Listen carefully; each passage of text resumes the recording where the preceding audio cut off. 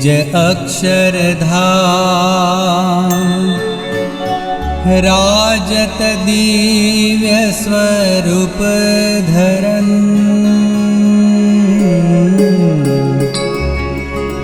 सो प्रकटे घनश्याम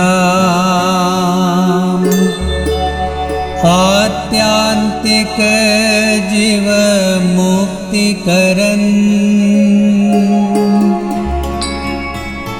काटत जे भव फंद जय जय आवत निज शरण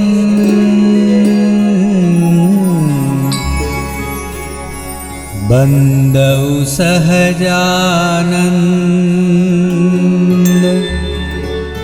सकल विघ्न कै मुरहरन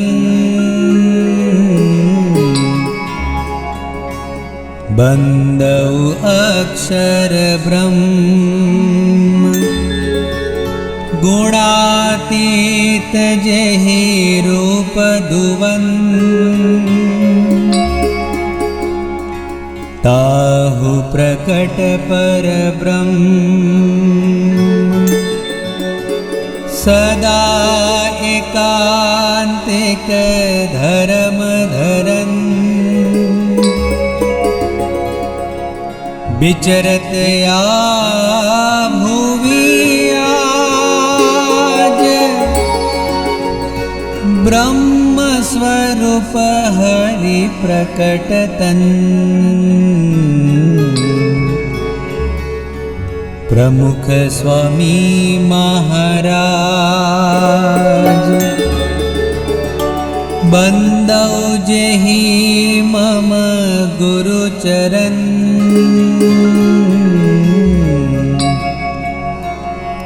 महंत स्वामी महाराज बंदौ जेहि मम गुरु चरण महंत स्वामी महाराज महंत स्वामी महाराज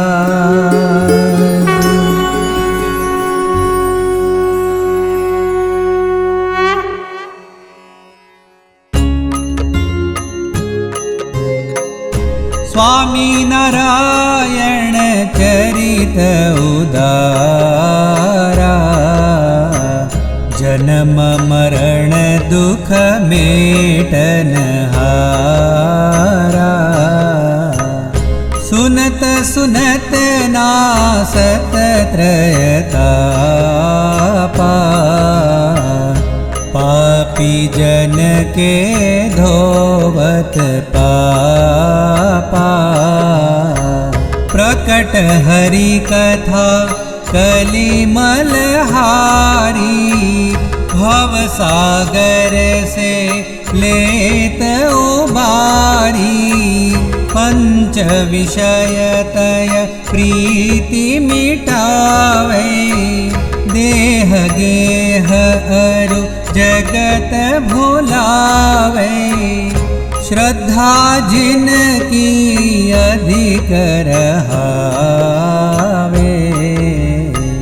हरि चरित्र उनको यति भावे धर्म एकांतिक स्थापन हेतु प्रकटत हरि निज धाम समेतु प्रकटत हरि निज धाम समेतु प्रकटत हरि निज धाम समेतु।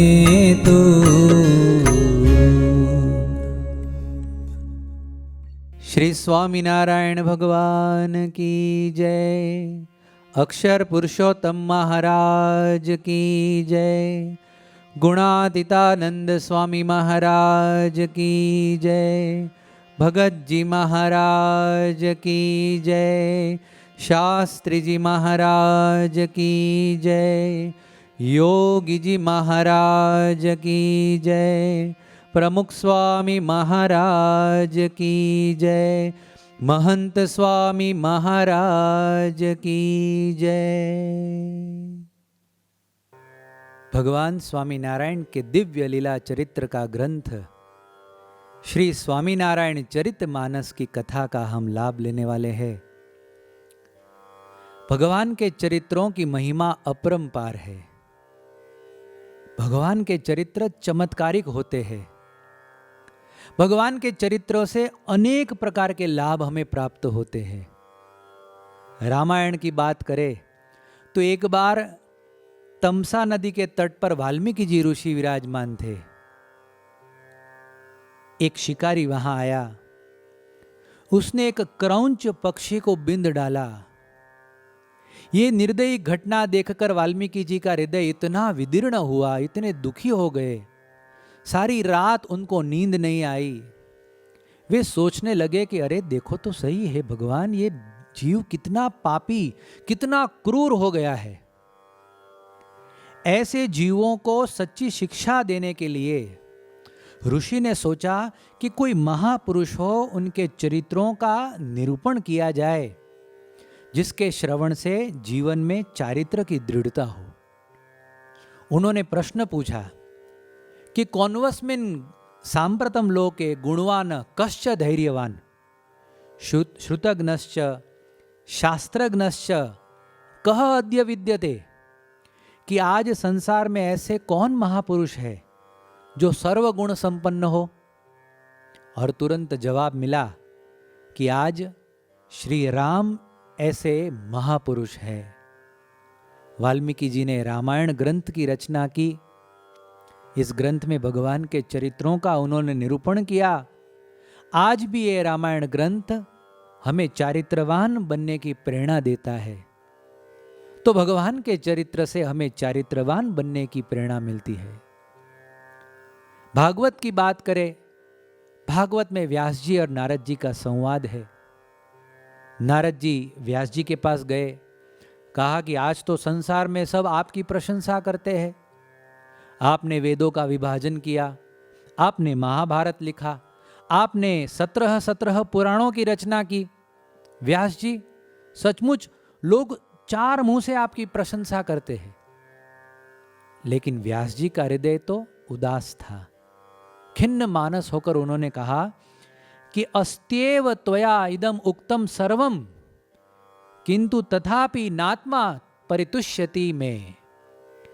हे व्यास जी, हे नारद जी, आपने मेरे बारे में जो कुछ भी कहा है वो सत्य है, किंतु फिर भी पता नहीं क्यों मेरे हृदय में मुझे शून्यावकाश, अशांति, खालीपन का अनुभव हो रहा है। आपसे मैं यही प्रश्न पूछना चाहता हूं कि मेरी अशांति का कारण क्या है। उस समय वेद व्यास जी को नारद जी कहते हैं कि तद वायसम तीर्थम उशंति मानसाहा न यत्र हंसाहा निरमंती। कि व्यास जी, जिस वाणी से भगवान के यश और भगवान के चरित्रों का वर्णन न किया गया हो, वो वाणी साहित्य की दृष्टि से चाहे कितनी भी अलंकृत क्यों न हो, फिर भी कौवों को उच्छिष्ट फेंकने के लिए जो स्थान निश्चित किया जाता है, ऐसे अपवित्र स्थान के समान उसको माना गया है। भगवान के सच्चे भक्त, उनको ऐसी वाणी से कोई लेना देना नहीं है। आपने अपने ग्रंथों में धर्म, अर्थ, काम और मोक्ष, इन चार पुरुषार्थों की बात तो की है, लेकिन भगवान के लीला चरित्रों का अभी तक गान नहीं किया। इसलिए ये खालीपन, ये शून्यावकाश या ये अशांति का अनुभव हो रहा है। व्यास जी को बात समझ में आ गई। व्यास जी ने तुरंत ही उस समय तय कर लिया, भगवान श्री कृष्ण के लीला चरित्रों का अद्भुत ग्रंथ भागवत लिखा, तब जाकर उनको शांति हुई। तो भगवान के लीला चरित्रों से हमें शांति का अनुभव होता है। भगवान की लीलाओं को सुनने से जीवन में चारित्र की दृढ़ता होती है। इतना ही नहीं, भगवान के लीला चरित्रों को बराबर सुनने से परम पद की प्राप्ति भी होती है। भगवान स्वामी नारायण प्रथम के तीसरे वचनामृत में कहते हैं कि भगवान ने जिन जिन स्थान में जो जो अवतार धारण करके जो जो लीलाएं की हो, उन सभी को याद रखना चाहिए। क्यों? क्योंकि यदि अंत समय, मृत्यु समय यदि भगवान की मूर्ति का विस्मरण हो जाए, तो भी यदि ऐसे लीला चरित्रों के माध्यम से पुनः यदि भगवान का थोड़ा सा भी स्मरण हो जाए, तो उस जीव को परम पद की प्राप्ति होती है। भगवान स्वामीनारायण ने मध्य के 58वें वचनामृत में कहा कि संप्रदाय की पुष्टि कैसे होगी। लोगों ने अपने अपने हिसाब से जवाब दिए, लेकिन भगवान ने कहा कि नहीं, लो, इस प्रश्न का जवाब मैं देता हूं। भगवान कहते हैं कि संप्रदाय में जो इष्ट देव है, उनके जन्म से लेकर अंत तक के जो भी लीला चरित्र है, उन लीला चरित्र के संबंध से जो ग्रंथ लिखा गया है, वो ग्रंथ के द्वारा ही संप्रदाय की पुष्टि होती है। तो संप्रदाय में भी भगवान स्वामीनारायण कहते हैं कि लीला चरित्रों के द्वारा ही पुष्टि प्राप्त होती है। उस दिन भगवान स्वामीनारायण ने मुक्तानंद स्वामी आदि जो विद्वान संत बैठे थे, उनको आज्ञा की कि आज से आप भी अपने इष्ट देव के लीला चरित्र संबंधी ग्रंथों का निर्माण करो। भगवान की आज्ञा से आज संप्रदाय में अनेक ग्रंथ भगवान स्वामीनारायण के लीला चरित्र के लिखे गए हैं, जैसे कि हरि लीलामृत, हरि चरित्र चिंतामणि, श्री हरि चरित्रामृत सागर, ऐसे कई ग्रंथ आप देखिए कि सत्संगी जीवन, श्री हरि लीलामृत, भक्त चिंतामणि, ऐसे ऐसे 100 से भी अधिक बड़े बड़े ग्रंथ हैं। कोई संस्कृत में है, तो कोई गुर्जर भाषा में है, कोई हिंदी में भी है, कोई काव्यात्मक रूप से लिखे गए हैं, तो कोई गद्यात्मक रूप से भी लिखे गए हैं। आज आनंद का विषय यह है कि इन सारे ग्रंथों का अच्छी तरह से अभ्यास करके, इन सारे ग्रंथों का अच्छी तरह से संकलन करके, हमारे बीएपीएस संस्था के महान साहित्यकार, साहित्याचार्य, संत कवि पूज्य अक्षर जीवन स्वामी ने परम पूज्य प्रमुख स्वामी महाराज की आज्ञा से श्री स्वामीनारायण चरितमानस, ये अद्भुत काव्यात्मक ग्रंथ का निर्माण किया है। ग्रंथ चौपाइयों से भरपूर है, दोहा और छंदों से अलंकृत है। ये ग्रंथ सचमुच वंदनीय और श्रवणीय है। स्वामी जी का हम जितना अभिवादन करें उतना कम है। आइए ग्रंथ में आगे की पंक्तियों को सुनते हैं। हरि गुण गावन की चहूं,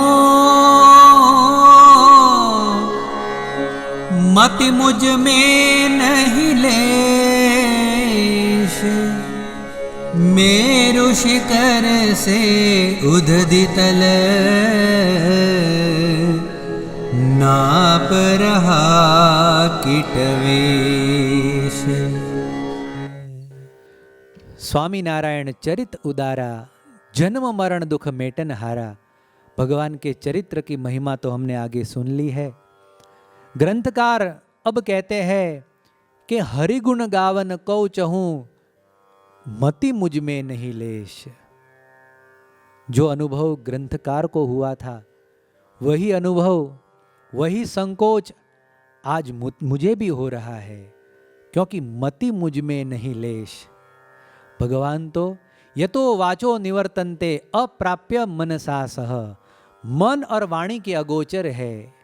नेति नेति करि निगम गाए, उपनिषद का सार। न एति न एति, इतना नहीं, इससे भी अधिक, इससे भी अधिक। शास्त्र भी भगवान की महिमा को पार नहीं प्राप्त हो सके हैं। तो हमारी क्या गति, हमारी क्या औकात, हमारी क्या हैसियत। संस्कृत में एक श्लोक लिखा गया है, कहते हैं कि असित गिरि समम स्यात् कज्जलम सिंधु पात्रे, सुरतरुवर शाखा लेखिनी पत्र मोर्वी लिखति यदि गृहीत्वा शारदा सर्वकालं तदपि तव गुणानां ईशपारं न याति तदपि तव गुणानां ईशपारं न याति। इस समग्र पृथ्वी को पत्र के रूप में परिणमित कर दिया जाए, समुद्र में जितना जल है वो सारे जल को स्याही बना दी जाए और स्वयं शारदा देवी सुर तरुवर शाखा कल्प तरु की लेखिनी बनाकर सर्वकालम हमेशा के लिए यदि भगवान के गुण लिखने लगे तो भी भगवान के गुणों का वर्णन करना नामुमकिन है। एक कवि ने अपने गीत में गाया है, वो कहते हैं कि हरि की महिमा कौन बखाने कौन बखाने, सागर में कितनी गहराई सागर में कितनी गहराई, बूंद भला क्या जाने कौन बखाने। सागर में कितनी गहराई बूंद भला क्या जाने। एक सामान्य क्षण पूरे युग का नाप करने जाए तो कैसे ले पाएगा। एक सामान्य रजकण हिमालय की ऊंचाई को कैसे नाप सकेगा। ऐसी स्थिति हमारी भी है, लेकिन ऐसे विचार करके बैठे रहने से कोई लाभ नहीं मिलता। भगवान राम सेतु का निर्माण करवा रहे थे, उस समय एक छोटी सी गिलहरी ने अपनी क्षमता अनुसार भगवान की सेवा की, भगवान राजी राजी हो गए। भगवान स्वामी नारायण भी एक अद्भुत सेतु का निर्माण करना चाहते हैं, अनंत जीवों के कल्याण का सेतु। गुणातीतानंद स्वामी जी कहते हैं कि पत्ते पत्ते पर स्वामी नारायण का सत्संग करवाना है। अभी अभी महंत स्वामी महाराज ने भी कहा कि पूरे ब्रह्मांड के सभी जीव ये सत्संग को समझे, ये सत्संग को अपनाए, ऐसा विचार मुझे हमेशा रहता है। अरे स्वामी श्री जी ने तो ऐसा भी कहा कि मेरे मन में तो ऐसा विचार रहता है कि मैं घर घर जाकर 1 to 1 हरिभक्तों को भगवान के चरित्रों की, भगवान की महिमा को सुनाऊं।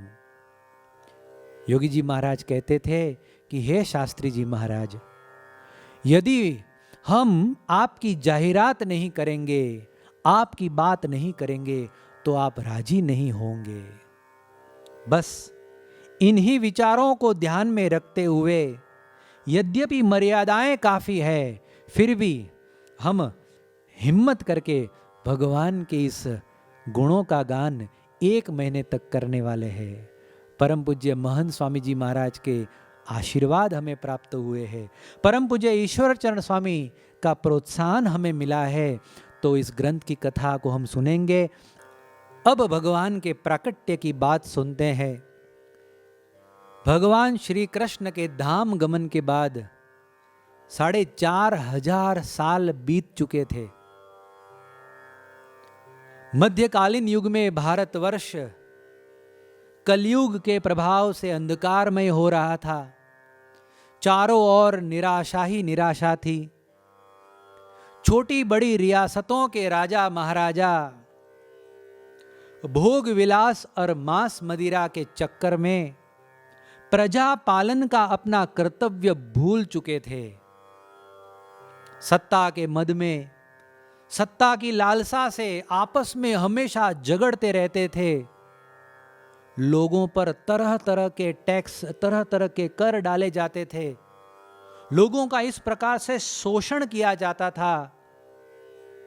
शासन नाम की कोई चीज समाज में देखने मिलती नहीं थी। लोग जिए या मरे, उन्हें कोई परवाह नहीं थी। समाज में सच्चे साधु तो थे, पवित्र संत भी थे, किंतु अब धीरे धीरे करके पाखंडियों ने संत का वेश लेकर लोगों को ठगना शुरू कर दिया था। एक और तांत्रिकों और मांत्रिकों ने भी लोगों का जीना मुश्किल कर दिया था। लोग चारों ओर से पिसे हुए थे, कहीं पर दूर दूर तक आशा की एक किरण भी दिखाई नहीं दे रही थी।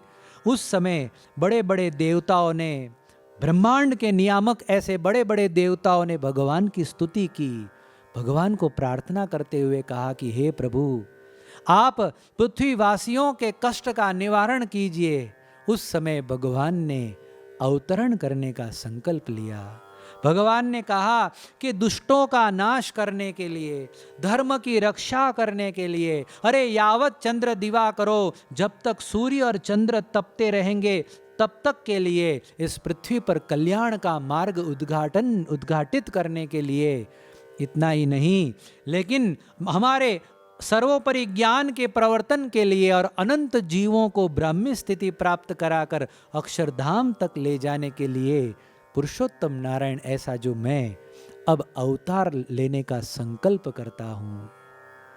भगवान तो स्वतंत्र है, समर्थ है। वे यदि चाहते तो अपने अक्षरधाम में विराजमान होकर भी ये सारे कार्य कर पाते हैं, लेकिन फिर भी करुणा सागर, कृपा सिंधु ऐसे भगवान भक्तों को सुख देने के लिए ये संसार में अपने अक्षरधाम के साथ, अपने अनंत मुक्तों के साथ, अपने अनंत ऐश्वर्य के साथ जन्म लेने वाले हैं। कहाँ जन्म लेना है, कब जन्म लेना है, किस दंपत्ति के द्वारा जन्म लेना है, ये सब भगवान ने पहले से ही तय कर लिया था। ग्रंथकार लिखते हैं, धन्य धन्य उत्तर धरा भारत की मूर्धन्य, धन्य है सरवार प्रांत को सरयू सरिता धन्य। धन्य देश कौशल कहो जनपद गोंडा धन्य, धन्य है छपिया गांव को रजकन उसकी धन्य। धन्य है धर्मदेव को ब्राह्मण सरयो पार, भक्ति देवी अति धन्य है गृह प्रकटे करतार। धन्य धन्य उत्तर धरा भारत की मूर्धन्य। भगवान राम और भगवान कृष्ण ने जिस कौशल देश को अपने सानिध्य से पावन किया था, अरे जहां लोग परमात्मा में मन रखकर धर्म, अर्थ, काम और मोक्ष की परिपूर्ति के लिए प्रयत्नशील रहते हैं, जहां के निर्दोष और दयालु लोग भगवान को ही अपना धन मानते हैं, ऐसे उत्तर प्रदेश के पवित्र कौशल देश में गोंडा जिला है। इस गोंडा जिले में अयोध्या के पास एक छोटा सा गांव है छपैया। भगवान ने इस छोटे से गांव छपैया में जन्म लेने का निर्णय लिया। स्थान तो तय हो गया। अब बात करते हैं भगवान के माता पिता की। कहते हैं कि शेरनी का दूध सुवर्ण के पात्र में ही टिकता है, ठीक उसी तरह समर्थ और शुद्ध पात्र ही भगवान को धारण कर सकते हैं। इस महान कार्य के लिए भगवान ने स्वयं धर्म और भक्ति का चयन किया। धर्म और भक्ति भगवान को अत्यंत प्रिय होते हैं। इसका आध्यात्मिक स्वरूप भी समझने जैसा है। सत्संग में हम सुनते हैं कि आज्ञा और उपासना, इन दो साधनों से अक्षरधाम की प्राप्ति होती है। धर्म और भक्ति आज्ञा और उपासना का ही स्वरूप है। इन दो साधनों से अक्षरधाम की प्राप्ति हो सकती है। धर्म यानी शास्त्रों की आज्ञाओं का पालन करना, भक्ति यानी परिपूर्ण महिमा समझकर भगवान में अत्यंत स्नेह करना। शिक्षापत्री में भगवान स्वामीनारायण स्वयं लिखते हैं कि धर्मो ज्ञेयः सदाचारः श्रुति स्मृत्युपपादितः महात्म ज्ञान युग भूरि स्नेहो भक्तिश्च माधवे। जहां पर धर्म है, जहां पर भक्ति है, वहीं पर आज्ञा और उपासना है और वहीं पर भगवान प्रकट होते हैं। आज की कथा को हम यहीं पर विराम करेंगे। कल की सभा में हम पुनः मिलेंगे। तब तक के लिए सभी को जय स्वामीनारायण।